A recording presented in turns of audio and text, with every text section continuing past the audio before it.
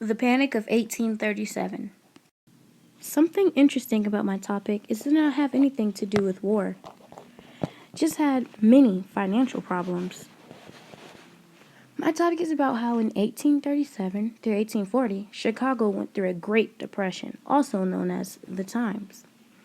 Many say it was caused by President Andrew Jackson.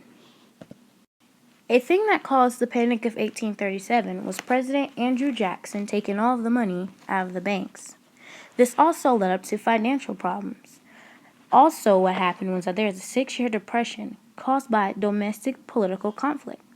Some say that it was caused by the policies of President Andrew Jackson, who refused to renew the charter of the second bank, resulting in the withdrawal of government funds from the bank. Andrew Jackson did this for 2 reasons: for greed and for wealth.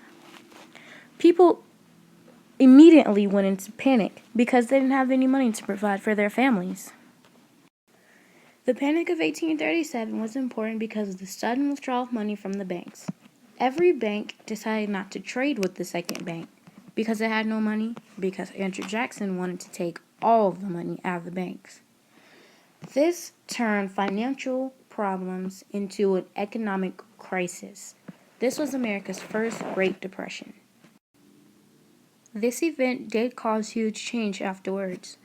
Many people lost their jobs, which means they didn't have money to provide for their family, and banks collapsed, which also led to financial problems. Despite a brief recovery in 1838, the recession persisted for approximately 7 years. Banks collapsed, business failed, prices declined, and thousands of workers lost their jobs.